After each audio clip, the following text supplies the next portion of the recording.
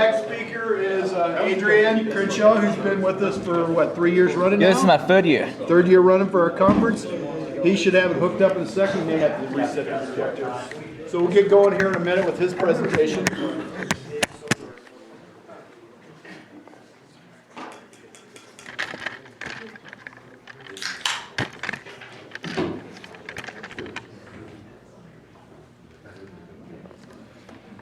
Actually, if someone wants to stand there for a second, make sure I'm in frame.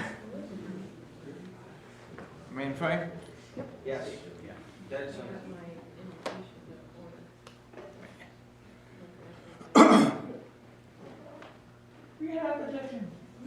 Alright, hello everybody, my name is Adrian Crenshaw and my presentation for today is the Dingleberry Pi, a Raspberry Pi Dropbox.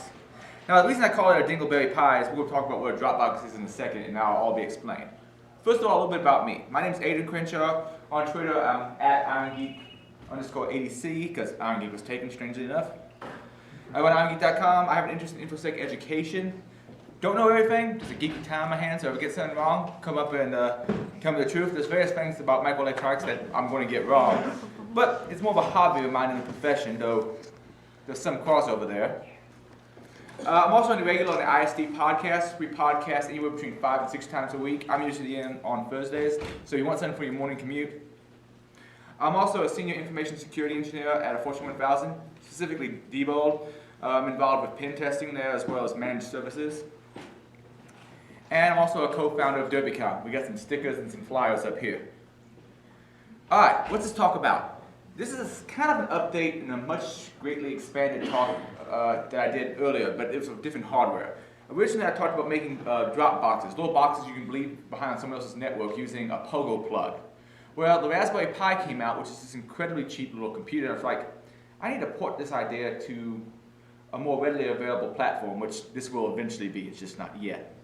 But a lot of networks, they compare them to candy, where you have a hard shell on the outside and it's chewy in the middle.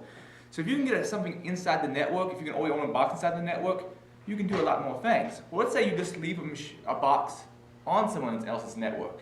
This would be the idea of the Dropbox. Like, think some of you have heard of Pony Express, right? Basically, you sneak a pen test box inside there, so you're inside the network, where it's a little softer and you can do your thing. So the reason I call it a Dingleberry Pi is, well, it's a Raspberry Pi, but this is something unwanted that's hanging off your network. Now, the Vodcast, Blackthrow, all that stuff comes in. It's because I've also been messing around hooking these things to darknets like I2P and Tor.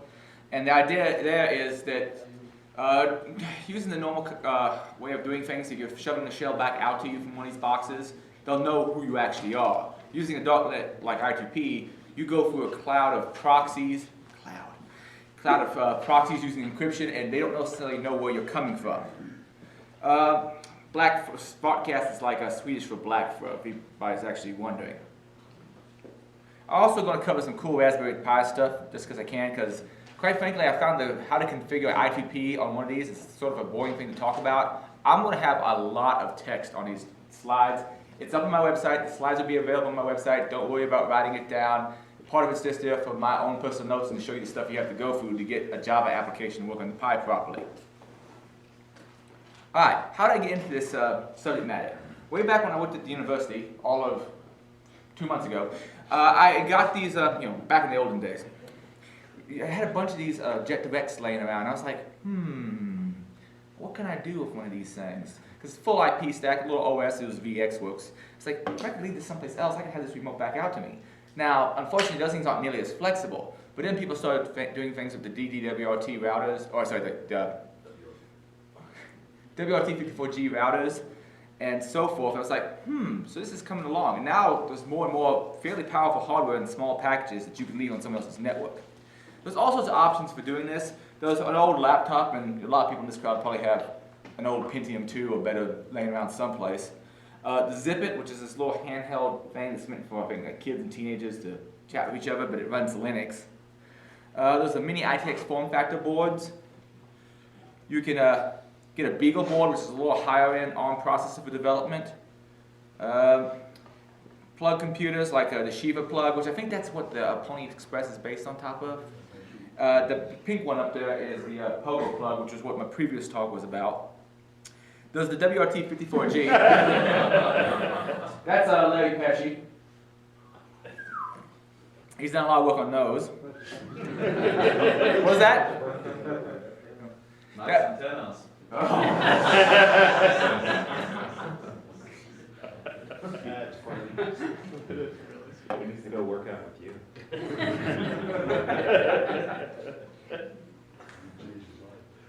All right, continuing on. Also does the, and I just ordered one of these things. Unfortunately, I think I ordered the not good version, MK802. These run Android by default. You have HDMI connector, you have some USB connectors, and since you have a full-fledged computer, it's kind of meant for like hooking into your TV as to be like a media center. But I think I ordered mine for $60. 512 megs of memory, runs Android. There's some stuff I can do with that. Not to mention people have ported Ubuntu to it. So once I have Ubuntu, if I can app get anything that's in the Ubuntu repositories, if they have an ARM compiler of it, I'm golden. And finally, there's the Raspberry Pi, which is what I'm going to use. I'm going to explain what the Raspberry Pi is. Alright, so I don't have to plug this thing and boot it up later. I'll be explaining more about this laptop rig. But essentially, the Raspberry Pi is this part. By the way, I had X up there and running. Just to show you this thing, it's decently powered. I'm going to unplug it so I can show you just what you get for that $35.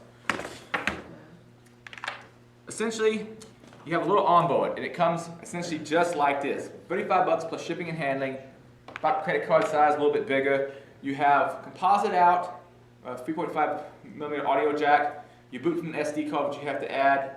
You power it over micro USB, though the data lines aren't connected there. It's HDMI out also. Got Ethernet and 2 USB ports, which you can hook a hub to. Also, you have these general I/O ports, so you can interface with other types of hardware. Like you have serial in, serial out. With those, I can interface with Arduinos, for instance, which I've been playing around with. So you get that for $35. Also, it has 256 megs of memory on it, and it's got like a graphics accelerator on it, which I haven't played around with a whole lot, but I've seen these things run quake-free at a perfectly playable frame rate. Unfortunately, some of the software needs to come a little ways to actually be able to use all that, and a lot of the distributions out there don't support hardware floating point, which I'll also allude to somewhat in a bit. Alright, as far as making these into a Dropbox, you have your classic straight connect. You have usually a remote into the machine knowing its IP address, or you have it shovel a shell back out to you. But they instantly know who you are. If I'm going to tunnel it through something, I like to look into I2P. I2P is basically this distributed network. Think of Tor, but instead of where Tor focuses on getting out to the public internet through out proxies, this is meant more for hosting stuff inside of the I2P. I'll call it the cloud. Cloud's a better term for this than what cloud is usually applied to. Where all these people are meshed together, and I send a message out one of my out tunnels, and I get one back in from my in tunnels, and I can communicate with other people, and it hops through multiple hops. And I can say how many hops I want to go through, and my out tunnel and my in tunnel is not the same necessarily, so I could be getting messages from somebody else and sending to someone else. This makes, you may ever do signal intelligence? This makes traffic analysis kind of difficult when it's going in and out different places. Let's talk about adding some delay mechanisms and so forth. But the main reason I really focus on it instead of Tor is as far as for hidden service type functionality, like hiding a website inside of I2P and not having people be able to figure out what your real IP address is, it's pretty nifty for that. But you can tunnel other traffic through, like secure shell. So I could actually create a I2P tunnel that goes into my box, and they won't necessarily know who it's coming from. Though, now that I think about it, it would be a little bit noisy in some ways. I2P chooses a random port to get out on, so you can't just block it by port. It's all encrypted, though there is a handshake that if you look at the bytes, you might be able to figure out, okay, the bytes is this certain size, this much timing, this certain size, so you might be able to tell something that way. Now, when I say darknets, I mean something slightly different than what some people think of for darknets. Darknets, it's kind of an overloaded term, and the one way the term is used is like IP space that you're not using, so that if anybody hits it, you figure, oh, if someone's hitting this IP space and that's unused, they must be up to no good. Let's shun them. Or just research it or whatever. Darknets, I mean, are networks that you don't have a whole lot of transparency into. This would be things like Tor, where if someone has a hidden service, you don't necessarily know who's hosting it. I2P is another example. A non-net is another one I can think of off the top of my head. Essentially, they use encryption and proxies, so that it's hard to figure out who's talking to who. And in some cases, even if you know who's talking directly to you, you don't know how many hops it was before that. Or, let's say in the case of Tor, where you pass the message along. Like I pass the message on to Dale, he passes it on to wherever Bob is, he passes it on to Raphael, and then Raphael lets it out onto the public internet. Well, Dale knows who I am, but since it's encrypted with multiple layers, I have a key for him, a key for Bob, and a key for Raphael. Am I saying that right? Or did he already leave? Right. Since I have a key for each one of them, I have it encrypted each time. I send one to Dale, he knows I'm talking to him, but he has no idea what I'm sending because it has 2 extra layers of encryption he can't see. He passes it on to Bob. Bob, pretty much the same thing. He strips off a layer, he sends it on to Raphael. Raphael sends it out to the public internet, and he strips up the final layer. Now he can see the plain text of what I sent, assuming it's a plain text protocol, but he doesn't know who actually originally sent it into the network. Darknets work along these kind of principles. Now sometimes I refer to these as Cipher-spaces. I really like that term. I've counted that on, I think, the I2P webpage. I2P is my one of choice. Truth be told, I probably need to look into using Tor for hiding a service on these because Tor, I believe, is either written in C or C++. It's going to run a little bit faster than a Java app on these. Java takes a little work to make it function on this hardware. As far as I2P encryption, you have an in-to-in tunnel. Like I said, you have in tunnels and out tunnels. Each one of those has their own keys. Then between each hop, there's its own keys. And I'll let someone like Bob, who's bigger into encryption than I am, explain that to you. So ask him questions after my talk. I like making work for other people. Now, getting Linux on the Raspberry Pi, this is fairly simple. You boot from an SD card. The way you normally do it, there's a couple ways, but there's also the distributions out there like Debian, both Squeeze and Wheezy, if you want to go a little bit unstable.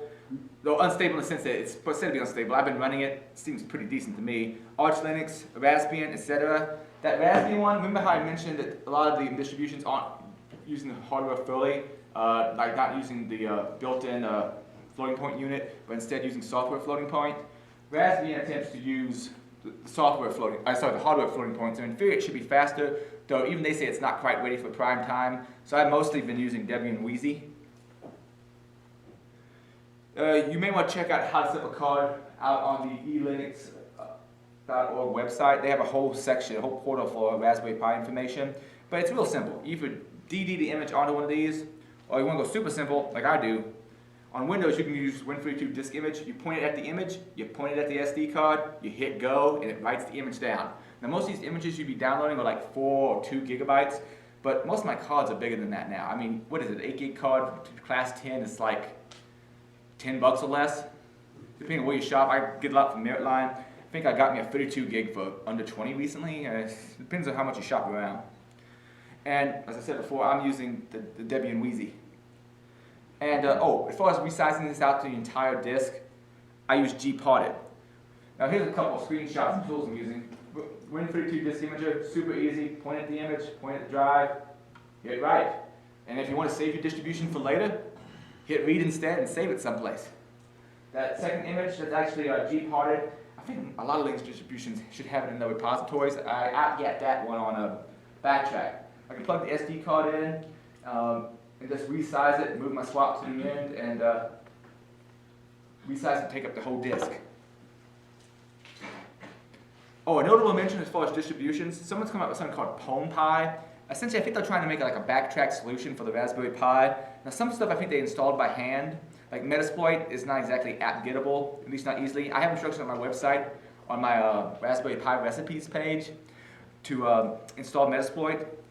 But looks like he installed Metasploit and some other tools like that, and then apt-get anything vaguely security related into it. So if you want like a one-stop shop for a ton of security tools, PoemPi is a thing to look at.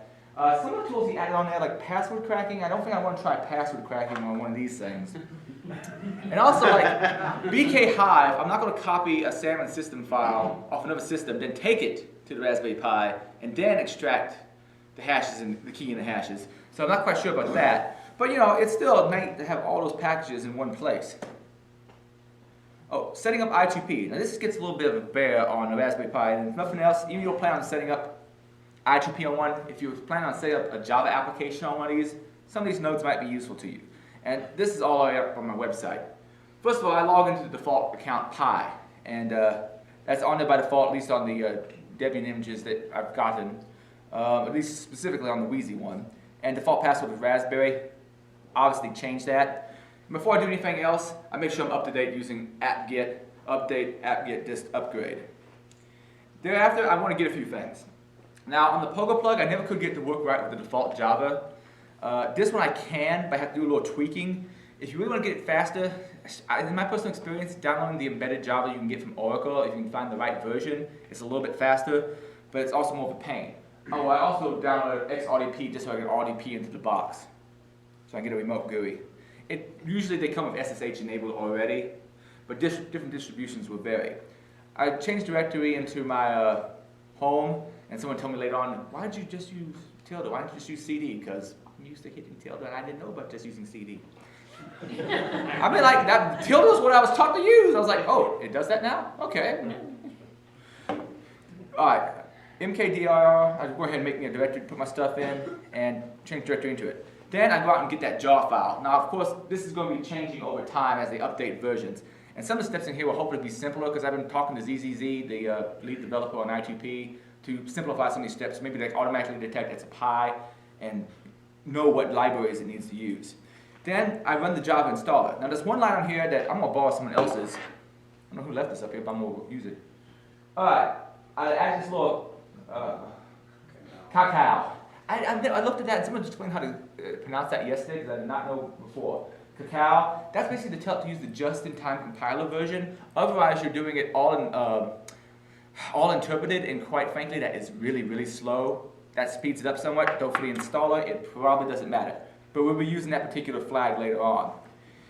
Here's the problem with the current I2P installer. It automatically detects that you're using an ARM7 based processor. Technically, this is ARM6. A lot of other stuff out there is ARM5.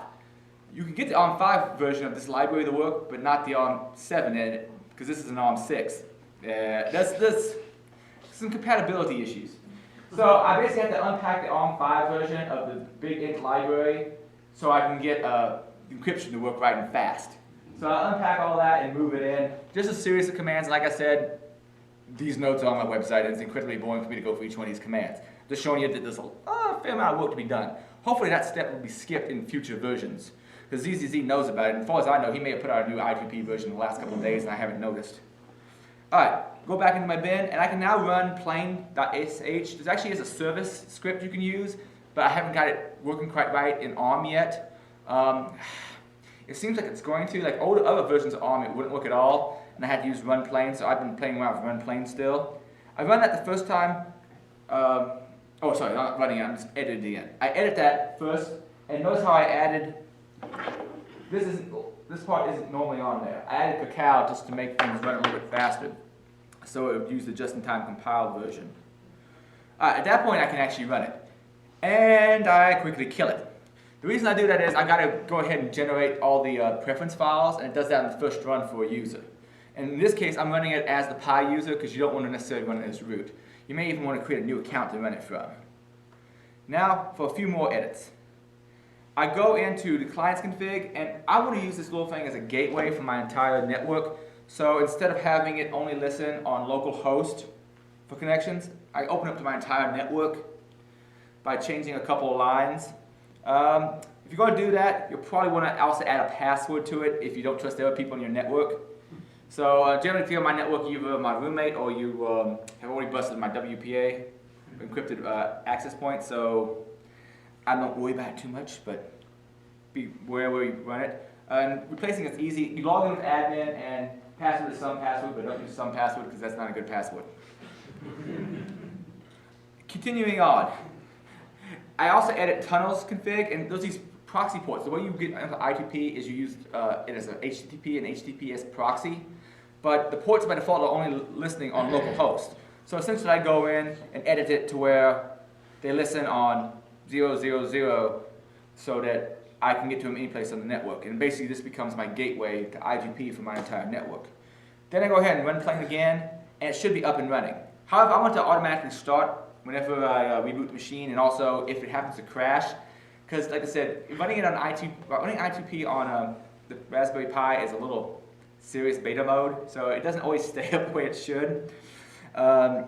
Also, since the Java application running much of anything else, I try to run I2P at the same time as Metasploit, MFF console. I can run one or the other, but I have to choose. But I can use cron tab, edit that, and instead of making a service, I make kind of a ghetto service. Essentially, I'm telling it every hour or so, try to reestablish the connection. If it's already up and running, ITP goes, yo, I'm already up and running, I'll go ahead and shut down. And also go ahead and it automatically starts on reboot. Tweaks.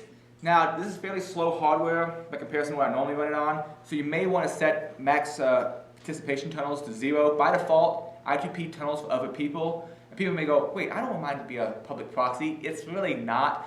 By default, I2P does not tunnel out to the public internet at all. It's purely internal. And you're, by default, routing traffic for other people to other I2P nodes. This is actually good for you. Yes, it takes some of your bandwidth, but then an adversary who's sitting there watching signals to try to figure out who's communicating with who, well, some of the communications going through you is not yours, it's someone else's. So it makes it much harder for them to correlate data in that way. I actually have a whole talk on Darknet weaknesses that I did at DEF CON last year if you wanted to dive deeper in that subject. And there's plenty of academics who love to pontificate on it. Okay, at that point I can actually go into the Raspberry Pi's web interface and configure it. And I also usually add SUSE DNS inscriptions. SUSE DNS is basically the solution to DNS. If you actually look at I2P, the way it identifies nodes is either this really long base64 encoded string or this base32 encoded string. Both are not human readable. However, the problem with DNS systems is if you control DNS, you largely control the network. And if someone on an anonymizing network was able to control DNS and that was one central point of failure, that person can go, oh yeah, that I2P site, it's really this IP address, go out and visit me, I'm going to collect information about you. There's some dangers in doing it. So the way Raspberry Pi's SUSE DNS system works is it's kind of like what the internet was like before DNS, where you have a huge host file, and you can basically, in this case, you subscribe to certain services to automatically grab a whole huge list of host files that combine those keys to certain names, like I'm Iron Geeks, no apostrophe, .I2P. Now, as far as setting up the tunnel, on the server side, I go in and create a server tunnel. I point to the local host on port 22. I then back up. I think I have to actually go back into it because the base32 address is not considered reliable. I have to copy a local destination key, and I'm going to use that in a bit. Now, on the client side, I have to go in, create a new tunnel, and I essentially say on my local host list on port 2222, I could choose any port I wanted to, and go ahead and anything that goes to that port, automatically send it to that destination key inside the I2P network. And there that is. Just make sure the tunnel started up. And I can SSH over the I2P network into my Raspberry Pi, but if anybody's actually looking at the traffic, they don't see it's actually coming from me. I need to look into doing this with Tor. Tor is also easy, should be easy to do this with, and will probably be faster since it's written in C. But I'm an I2P fanboy, so that's what I did. Now back to some stuff that's probably more directly useful for pen testing. And this one I actually screwed up one of the slides yesterday because some of these instructions for SSH phone home, it's the same on any Unix-like operating system that uses OpenSSH. So I had slides like this similar to this on my Zip It talk, and I had left the word zip it in these slides. But essentially the idea is this. A lot of people's egress filtering is a lot less restrictive than the ingress. So basically it's hard to get a message in, but easy to get a message out. And if you're behind a NAT firewall, generally you're not going to be able to establish a message in unless there's port forwarding. However, you can establish a message out. It goes back to that whole analogy of crunchy outside, soft chewy center. So if I can get a box inside the network, I can have it remote shell back out to me. How many here have ever used Meterpreter and used reverse TCP Meterpreter or reverse TCP shell? Same basic principle. It's coming back out to you. Have you used it, Raphael? I think so. You think so? I wasn't sure. Since it moves back out to you, and egress filtering is generally much weaker, NAT, whatever, it can get back to you. We're basically doing the same principle here. Now, you could do it the classic netcat way, set up on your PC to listen on ports, whatever port. I use 74 for no apparent reason. 74 jailbreak. Then I can netcat on the Raspberry Pi, tell it to send everything from SSH after you run it to this particular other host out on the internet, and that's basically shoveling a shell sends me a little shell and I can do my thing. However, that's not encrypted. There's ways of making Netcat encrypted. But let's go with something a little bit more robust. Let's go with SSH. I can start this on my Raspberry Pi, and essentially what this is going to do is on localhost, it's going to send everything that comes, it's going to start at port 1974 on the remote host, it goes to the localhost, port 22, and it's going to use the privileges to send this to my other machine, my home PC, using root. Essentially what this first command does is instead of me establishing a SSH session into the Raspberry Pi, it's establishing an SSH session to my home box. Then on my home box, I do this. I set up dynamic ports so that I can use that 1080 port as a SOCKS proxy. So I get other apps to go to this Raspberry Pi, and this sort of becomes a pivot for me. This becomes my proxy into the network. At that point, I also have that little P to tell me on the local host, on port 1974, connect using Pi at localhost. And then I just log in with Pi's password, and I have both a SOCKS proxy port that I can tunnel tools in, but I also have a shell that I can get in on. Now, that's doing it line by your hand, but we want this to be automated. We want this thing to automatically try to shovel me a shell every so many minutes, just in case it fails. There's network jitter, things go down, bad things happen. So I want to reestablish the connection. The following slides are based on Brandon Hutchinson's notes, because he developed the script. I think I only lightly modified it for my purposes. First thing you want to do is you want to be able to do some authentication without having to type in passwords. So we want to go ahead and generate some keys that we can toss about, and that way they can authenticate with these keys instead of having to type in passwords for everything. There's still a password we have to type in, but for the initial establishing of the session from the Raspberry Pi to my home PC, I don't want to have to type in anything. So I generate some keys using SSH keygen, using the RSA algorithm, and that bottom line, that cat, that's essentially just me doing a really ghetto way of typing that key back off the Raspberry Pi to my home PC. Alright, these instructions are not quite up on my website yet, but they will be shortly, and the slides will be up probably before the instructions are. I need to do an English write-up of this as opposed to just the slides. At this point, I'm going to create a new shell. So I'll go ahead and create a script called Autossh. I use Nano for that or whatever.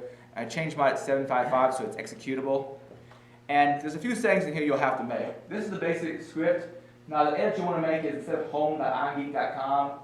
By the way, as far as stuff in my DNS registry, if you see something called hackme.irongeek.com, feel free to hack that. It's pretty open to everybody. And username root, and of course what port I want to use. And that's about all the edits I have to do in that script. And the idea of the script is it automatically checks to see if the shell is already running, or if this session is already running, and if it is, it doesn't start it again. And every time I run this script, if I say I've set it to run every 5 minutes, it'll go, oh, okay, I'll go ahead and establish a session, or it'll go, oh, a session's already going, so I won't start it again. Then I just have to edit my cron tab, and that tells it to start up every 5 minutes. At that point on my home PC, I just have to run that command, and now I have a SOCKS proxy into that Pi. I can pivot out that inside the network, and I also can use any tool I can want to off the Pi via SSH. Now, that's a couple ways of getting into the Pi. Let's talk about some other projects you can do with the Pi. The ether logger. Now, I'm a big fan of hardware keyloggers. I like to play with them. I tried to implement my own before with okay success. Actually, that's what that thing is right there. Actually, this one inserts keystrokes and then can do things with it after the fact. Like I've been trying to program one to capture passwords and replay them when people aren't there to log back into the machine and do stuff at night. But etherlogger, I thought, what would we do with a keylogger, but instead we log Ethernet packets? We just need two interfaces in and just log everything out. Well, the Raspberry Pi can pretty much do that. There's other ways to man the middle, but let's say you have physical access, but not much else. Sneak this behind someone's machine. Essentially what I'd have is a USB Ethernet dongle. I use the Ethernet that's already built into the Raspberry Pi, and I'm setting up bridging, and then I'm logging all the packets out, or at least up to a certain point. We'll get to that in a second. And the HDMI cable there is really not necessary. So I can sit there and log all this, and then get the packets back later on, either by SSHing into this Raspberry Pi and sucking them off, or coming back later, collecting it, pulling them off the SD card. Now to do this, there's a few things I have to set up. I had to go ahead and install bridge utils. The TCP dump was just me typing it to be sure it's there. IFconfig, I want to find out what IP address I have, and I'm probably going to use that later on in my script. I go ahead and go into the root, and I create me a script called start bridge and log. Now the contents of this is fairly simple, and this is already up on my website. Essentially, I'm telling it what IP address I want it to appear as, so I can remote into it later if I want to. And then I set up the bridge, and the important part of this that you want to read is right here. Take 1 gig, well, this isn't technically 1 gigabyte, this is technically 1 billion bytes, the whole base 2, base 10 thing. But let's go ahead, for the sake of simplicity, and call it 1 gigabyte. This is 1 gigabyte, I'm telling it to go slightly less. My intuitiveness keeps me from wanting to call that 1 gigabyte. So that's, alright, I'm gonna go back to 1 billion bytes. I'm just too obsessive compulsive to get away from it. So, let's go ahead and go with 1 billion bytes. And I'm writing out 3 files.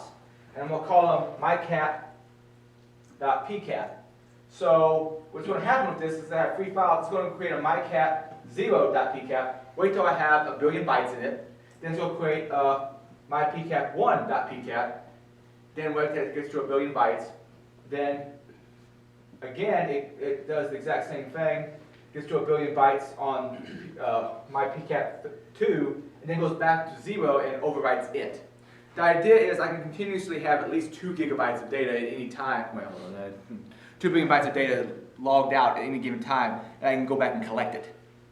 And it keeps kind of like, what's the term for that? A round file, a circle file? Circular buffer. Circular buffer, thank you. So basically I have a circular buffer of data I can come back and collect. I can come back and just pick it up, but there's a way also of remoting in to do it. At that point I just change mod it to make it executable. I can edit my RC local and set it to automatically start up as soon as the machine boots. Also, as far as that change mod, right there, by default, since I was running this thing as root, I don't have permissions to that pcat file, so I might want to change mod plus auto so I can SSH in via the Pi account and grab it off. But there's other ways of doing that. You can probably also make it, you don't necessarily have to probably run it with root privileges like I was for my demos. Alright, another project I've been messing around with the Raspberry Pi is the PiDoc. And this idea is not original to me. I actually found it from the guy's website that's listed up there. Essentially, the PiDoc, Motorola makes a bunch of these docks, and I was actually comparing mine to someone else's at B-Sides Cleveland the other day. Exact same components, and between phones they changed this. Like they swapped the orientation of these two backwards. No other change I can really see. They could be selling the same unit for multiple phones, but no. Oh well. Basically what this thing was designed for was docking an Android phone to, so you have like a little laptop Android phone. And it's a 1366 by 768 screen. It's got micro USB out here and a micro HDMI. And it's meant for the phone, but it works for the Raspberry Pi. And apparently I don't think they sold a whole lot of these. I think they were originally charging like $400 for them or something. I think the guy I talked to the other day got his, which was about the same thing for a different phone, for $200. I bought this for $65 on Amazon. And I've seen it go down as low as $60. For that, I can hook it up and essentially make a Raspberry Pi laptop. I just need a few adapters to make that function. And for $65, it's nice and convenient. I ordered a couple of HDMI adapters, which I'll be covering here in a second, and a couple other things from SparkFun to do the wiring. If you have a female micro USB jack laying around, that's kind of the trick part, and you're decent at soldering, you can probably put one of these together for almost completely free, just junk out of your cabinet. I mean, I'm still a garbage picker, where I pick up stuff. My house is a packed rat nest. It's pretty bad. But I want to make a little bit better cable. So I make what I call the Fallopian cable. And in case you're wondering why I call it the Fallopian cable, this plugs into your Raspberry Pi. This plugs into your dock and your Raspberry Pi there. This plugs into one side of the Raspberry Pi. This plugs into the other side. So I called it a Fallopian cable. Alright, anyway, I got this little piece of kit from SparkFun, and essentially it just is a micro USB in that is easier to solder on if you don't have really great soldering skills. Also filed off one end so I get things closer together. Then I stripped off the covering of a micro HDMI to full HDMI adapter, put them next to each other. I pulled it out before I actually soldered it, but I put it back in to show this. As far as actually wiring this up, the data lines on the power aren't actually connected, so you don't have to solder them up. And if you look real closely on here, you'll see the ones that are going off the power are actually flapping in the wind. Also, you want to cut the 5-volt line that goes to the keyboard input. Otherwise, it apparently doesn't work, and people have talked about it could possibly fry your Raspberry Pi. I'm not sure if that's going to happen or not, but regardless, the limited testing I did, it didn't seem to work if you had that connected. And I got most of these instructions from that one guy's blog. I just wanted to make a little bit neater cable for making the dock. At that point, I hot glued everything together. I'm thinking you had the whole comparison of WD-40 and what's the engineering saying? If it doesn't move and it should, use WD-40. If it does move and it shouldn't, use duct tape. Right. I'm thinking the same thing can be applied to hot glue. Alright, hot glue is kind of ugly. I want to make it a little bit prettier, so I got this stuff called Shape Lock. Shape Lock is neat. It's plastic. It's a thermoplastic that melts at the same temperatures that you can boil water at. So you throw it in your microwave in boiling water, pull it out. It doesn't have a whole lot of thermal conductivity, so you can touch it with your hands if you pull it out of the water or something else. Mold it to your shape you want, and when it hardens to kind of like a nylon plastic. I'm using black clothes coloring, actually strangely enough the same stuff I used to color this, to actually make this a different color. At that point, I wrap it around there really carefully while it's plugged in, don't power it off to the dock, and shape it around to make my better packaging for the Fallopian cable. And that's how you can make like a little dock for doing this. You're going to power back up. This thing can be finicky. Actually, one of the current problems with the Raspberry Pi is it seems to be having problems with some USB devices. And I've had a problem where some USB devices, if I'm trying to run the keyboard and a wireless adapter at the same time, it decides to fail, which is pretty annoying.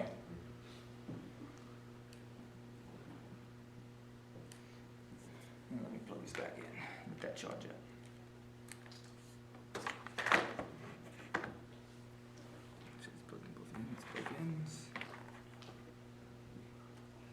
You be happy? Live demo fail. No, we'll leave it there for a bit. Now on to a little bit of hardware hacking.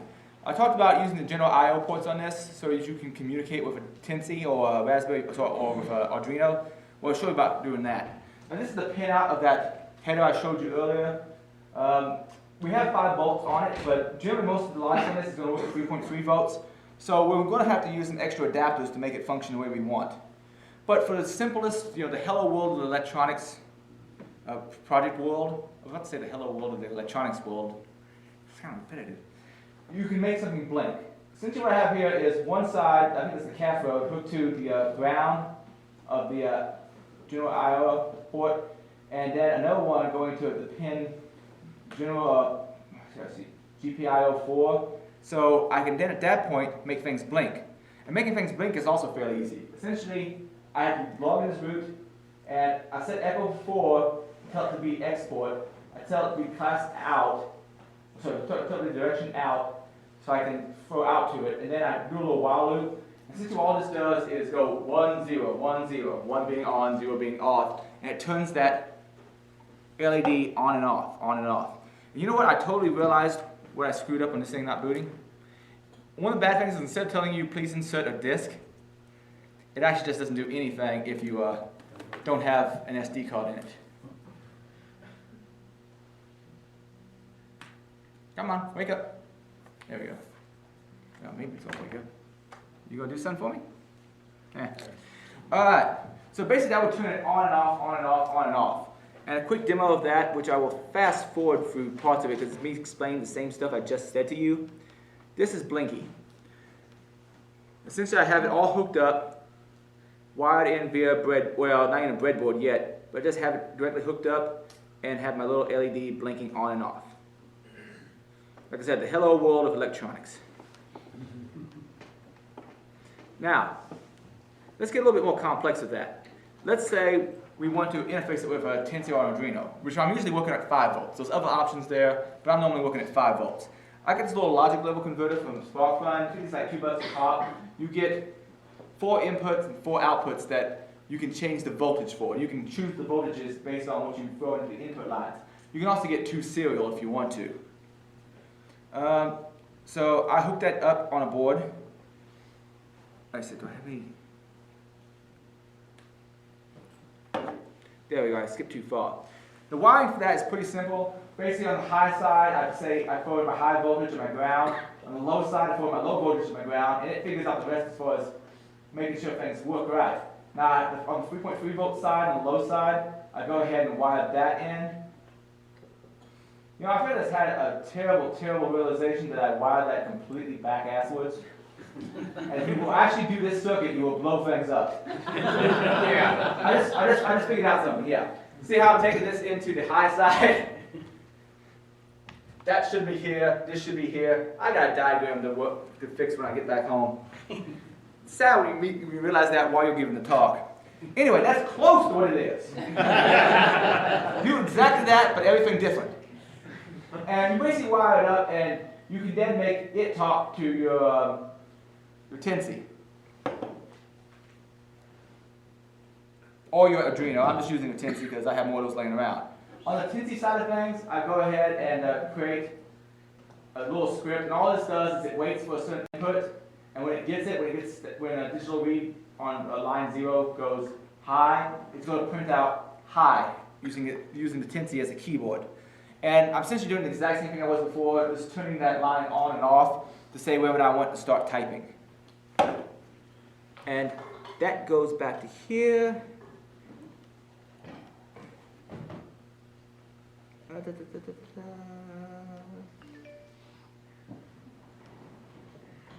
we go.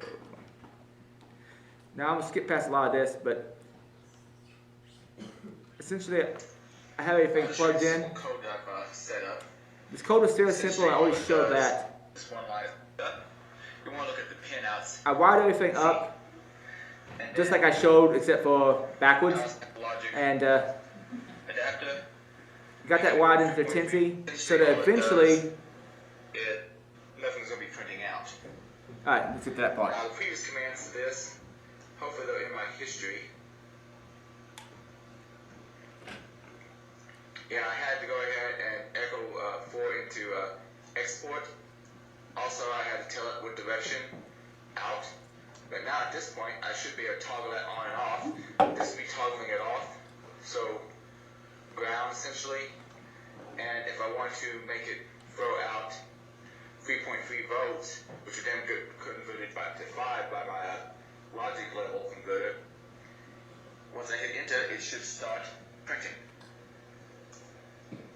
Now that is just an incredibly simple ghetto example of interfacing an Arduino-like device, in this case a Tensy, with a Raspberry Pi. That's a simple output. Input's also doable. I just haven't played enough with it. And now I know the next thing I'm going to do when I get home is probably go ahead and update the images I put up on my notes so people don't fry the components. Hey, it looks like a pretty diagram. That's a nice thing. Next thing up is Serial Killer, and much like the same way, I screwed that one up also. So these links should be going here. What am I doing? You can't see what I'm touching. These should probably be going here, and these should probably be going here. Oh, but now, you know, other than applying too much voltage or something, no big issue. You all know electronics is magic, right? And it works on blue smoke. When the blue smoke escapes, the electronics start working. All right. That was my serial input. It's very much similar, but just different pins you have to use. And I can now have a serial interface, and I can send messages instead. So demo time. This is a simple script based on what I found from Paul. Paul, I don't remember his last name. He's the guy who designs the Tensies. He had a simple serial script. I modified it slightly for my purposes. And all this does is it reads through that serial interface, and whatever it gets, it sends out as keystrokes. I thought about making, have you guys seen my project for a programmable keyboard that you can hide places? I thought about what if I hooked it to a network and remote in and send my keystrokes. So this is like a beginning of that kind of work. So let's go ahead and bring up Serial Killer. Let's see. Kind of similarly wired up. I'm using the logic level converter. And got it wired up, and I was completely sober to you when I was taking this video, I swear to you. The problem is I'm looking over here and I have my camera phone going. Level converter. And this time I'm doing Yeah, that's not very useful to see, but You see I got it all wired up, and it's very much like that diagram before. You should have Got my code. interface. Alright. On my First thing I'm gonna do Raspberry is Pi, I SSH into it, this particular and I can echo out stuff out to that serial port. on Raspberry Pi. That was the serial. That's what the device, the serial port comes up as when you up the links on the Raspberry Pi. That automatically gets sent as keystrokes. So every time I echo out a hi there, Like for instance, cat I out can send that out. Oh, here I'm catting out the file, the password file out. So anything I send to that gets sent to the serial port on the Raspberry Pi, which gets sent in the Tennessee, which gets sent to the keyboard. Of doing it both directions.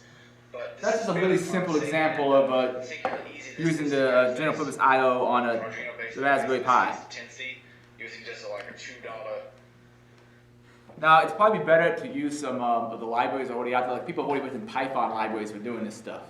I'm sure there's some Perl ones too if you really want to use that.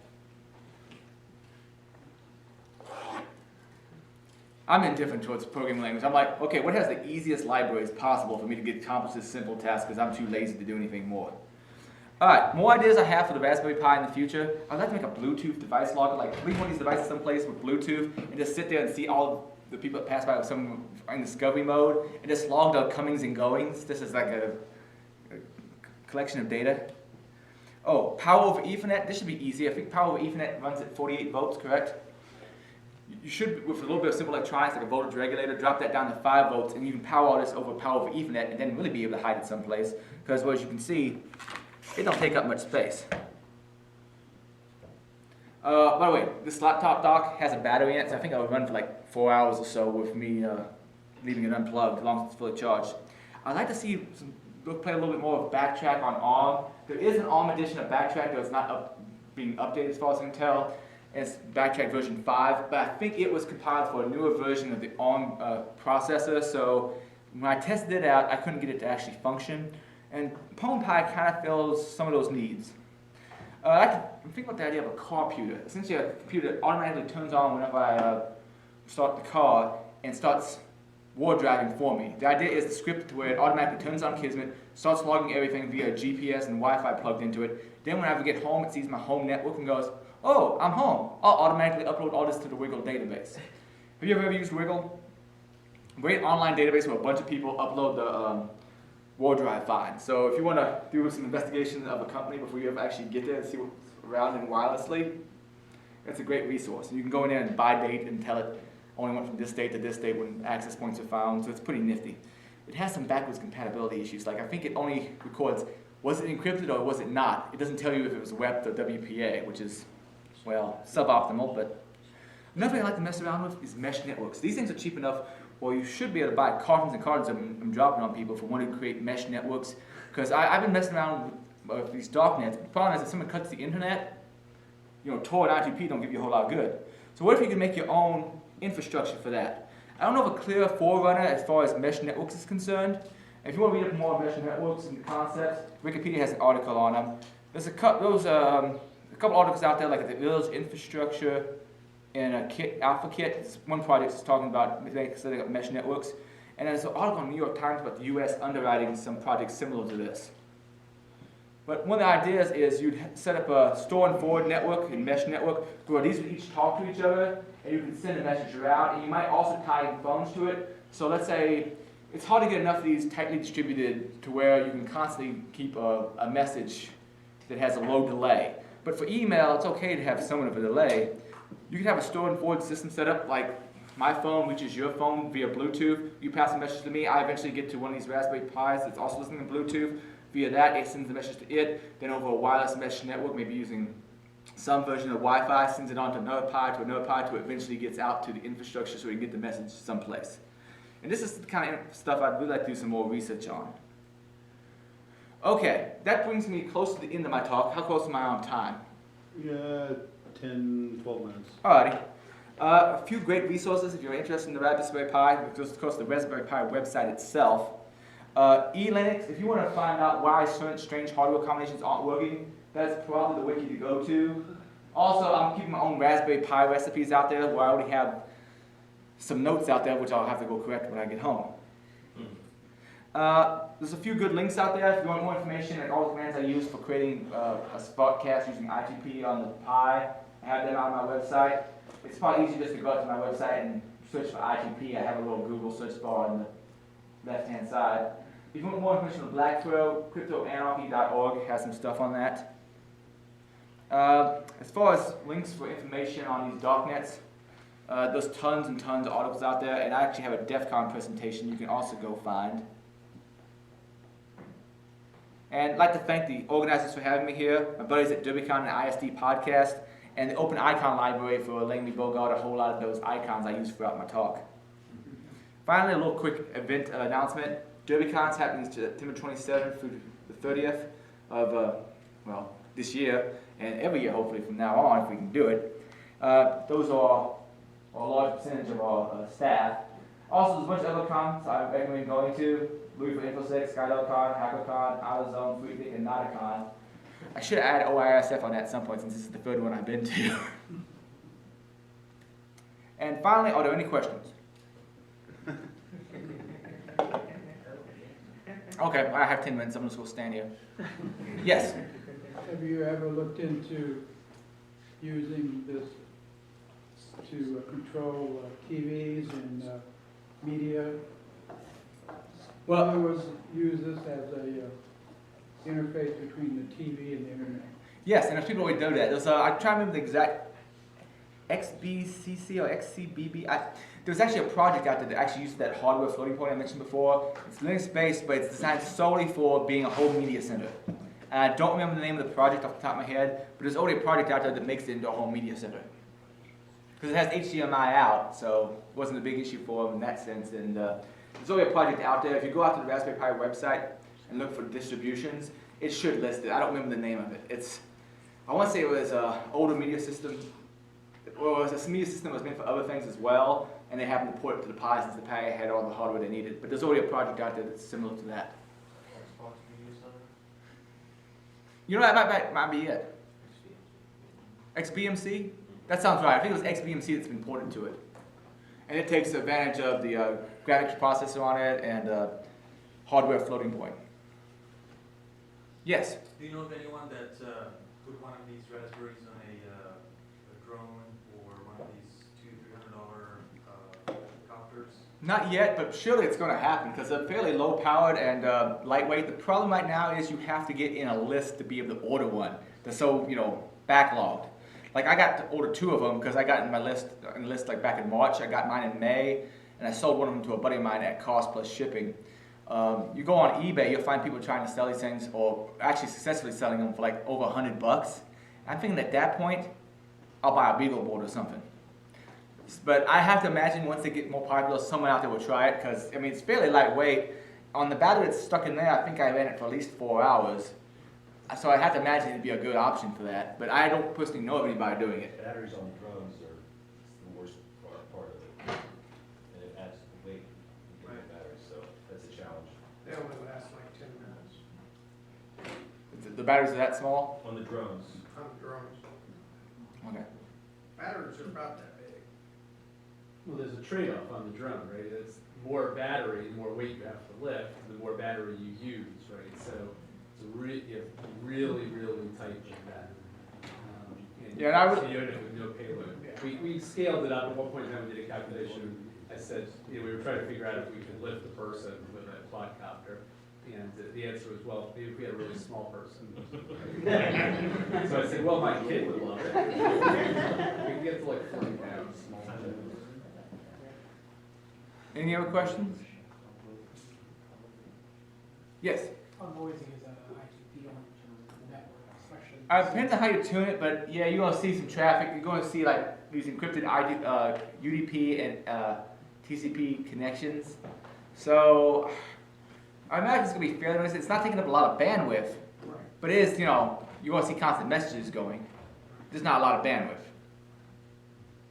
You set the port all right. It doesn't have discoveries. What if you're in an environment that has strict egress and maybe DNS or maybe there's only so you could write a script to test that?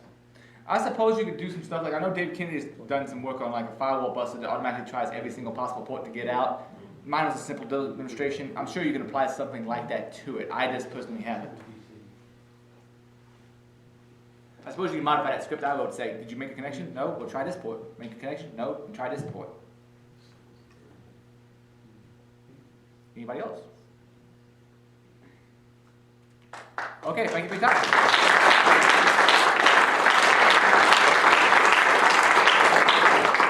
Okay, we can go ahead and take a